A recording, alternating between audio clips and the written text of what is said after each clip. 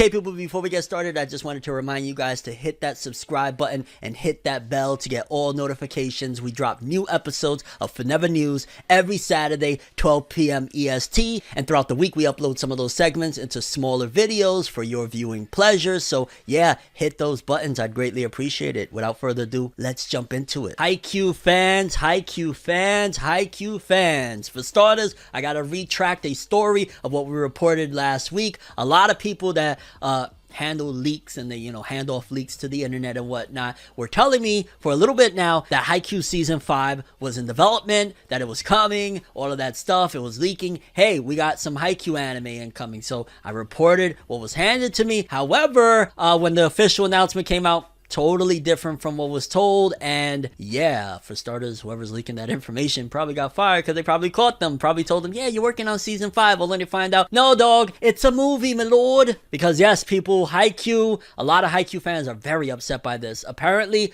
the final season is not happening, and instead you're getting 2 Haikyuu films to adapt the remainder of the manga. And from my understanding, I mean, let's just read a little bit from it. It just says here, by the looks of it, they're gonna end the whole Haikyuu series with 2 parts of a movie. Part 1 would cover the full tournament and part 2 would adapt everything else. And it says here, it'll be 5 arcs, 110 chapters, and 2 movies. That's basically what, 55 chapters of a movie? That is absolutely horrible. In case you don't know, usually there's about like 2 to 3 chapters per episode, unless you're One Piece and you're doing like a quarter of a chapter an episode or something crazy. But usually that's how an anime adaptation, unless they're going super fast or super slow, it's about 2 to 3 chapters per episode. And let's just say it's a film. A film usually be what, about an hour and a half to 2 hours. I hope those films are at least 2 hours. It's still not gonna make it a great difference, but at least 2 hours. You figure an anime episode about 20 some odd minutes or whatnot, so 20, 40, 60, so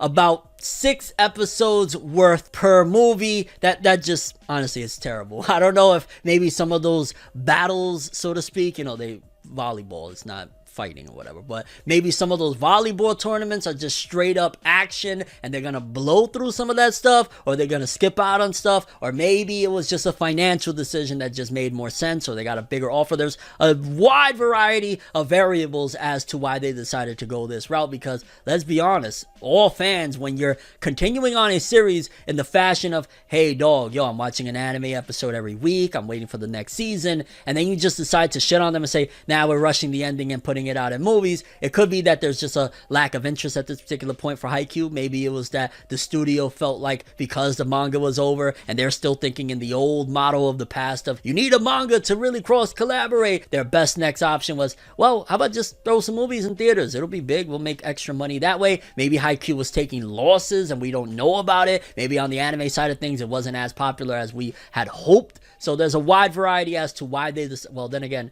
if it was not making as money, why go to movie? It could be just a greedy play. Now I think it could just be a greedy play. Like Haikyuu's so popular and fans are so excited for the next one that they decided let's do movies. But I do know as well, now that I think about it, that if I'm not mistaken, there were some talks, people were saying whispers that Haikyuu's next season was coming, and then the pandemic hit. So it could very well be that the pandemic spoiled plans and they feel like because it's been such a long wait that fans aren't going to faithfully watch it. So again, throwing it in movies is the best option. Again, I'm just throwing a lot of different guesses as to why. But yeah, Haikyuu fans, I'm so sorry to report that season 5 is actually not happening. And instead, you're getting 2 movies that is going to adapt 110 chapters, basically 5 arcs, and that's terrible. I ain't gonna lie. If you're gonna do movies, it'd be nice, like, okay, adapt, like Demon Slayer Mugen Train, perfect example. I know people are like, why are you bringing up the anomaly? Because, yo, dog, how many chapters was the Mugen Train arc? It was a very short arc, and they used that and adapted it into one film or whatnot. This right here, though,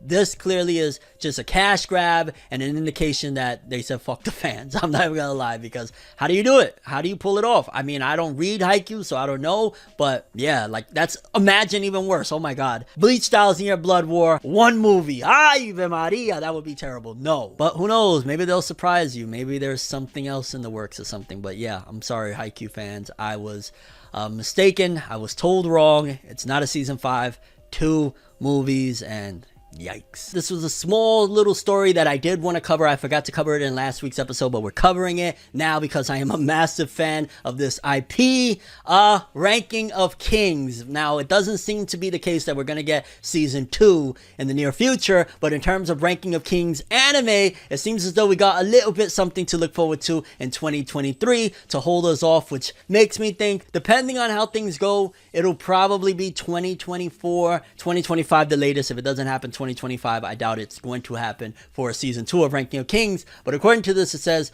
Ranking of Kings TV special officially announced for broadcast in 2023, and I got Boji there, and I'm not even gonna lie, I am so freaking pumped for it. I believe that's Wit Studio, and Wit Studio, oh, they're another one that could have done that One Punch Man stuff. But either way, Wit Studio, they're fantastic, and I hope that this does well enough that they'll be like, okay, we got to go with season 2. I don't know how much manga is out there, if there's enough to continue right now and do a season 2, but by golly, I want it because I absolutely loved Ranking of Kings. It was freaking fantastic, and honestly, and I never did a video about it. Damn, I really should do it about how I felt about the ending initially and how I feel about the ending now. But yeah, Ranking of Kings, a little bit more anime stuff to hopefully hold us over until we get that season 2, because they better give us a season 2, okay? That shit was freaking gas, I'm not gonna lie. And yeah, we got a little bit of a TV special 2023, a new Gaiden special, probably just gonna be, I'd imagine maybe a small story, something OVA-ish. They're calling it a TV special, and who knows, maybe it could be really good. I don't know if it's going to adapt anything from the manga, whatnot. Man, I would have loved the Ranking of Kings movie. Oh my god, that would have been the best move. Like, boom, in the middle, you know, in between whatever happens next and whatnot, have a movie. That would have been the perfect thing. I wish they would have did that instead of this TV special, but hey, I'm not gonna complain. Beggars can't be choosers, and right now I'm begging for more of that Ranking of Kings, baby. So to recap, 2023 Ranking of Kings TV special incoming. Let's go, lads. Next up, this one right here, I love to see it, and yeah, I'm not surprised, to be honest with you, because there is a lot of celebrities, a lot of them. I mean, I'm talking about, there's gangster rappers, all sorts of people really love anime and manga. They just don't tell you because, first of all, society has made it that, wait, you're supposed to be this way. You like them cartoons and shit. You ain't a thug no more. You ain't gangster. So a lot of gangster rappers hide that they like anime, and then likewise with NBA players, a lot of people, they look at them a certain way. You know what I'm saying? Like, for example, if LeBron says anything, they can easily misconstrue it. So oftentimes, it's not their fault that they hide that they're fans of these things. They kind of have to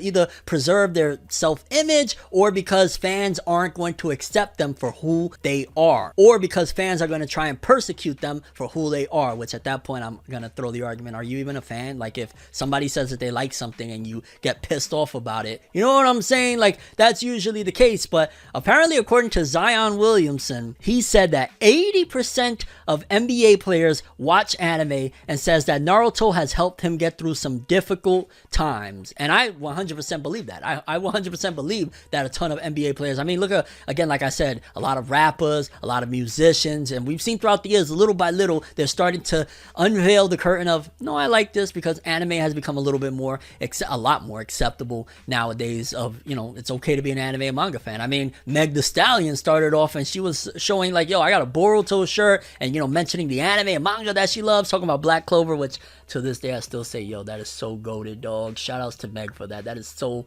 fucking goat shit right there. But yeah, I am honestly not surprised, and I just wish more of them would talk about it. I love hearing that. I love hearing that these people that have reached these grandiose stages, you know what I'm saying, that they're fans of a medium that I'm a fan of. In fact, I'm sure there's some of them out there that probably watch my content. There's some people I'd be surprised, like, oh shit, you watch me? Like, yo, and I'm very grateful for it. But yeah, either way, that's really freaking dope, and I believe them, and you never know who's watching. You never know. I have a dream, alone in my room as I sit with the tea. Couldn't possibly think what I often see, and you don't even know how I often blink.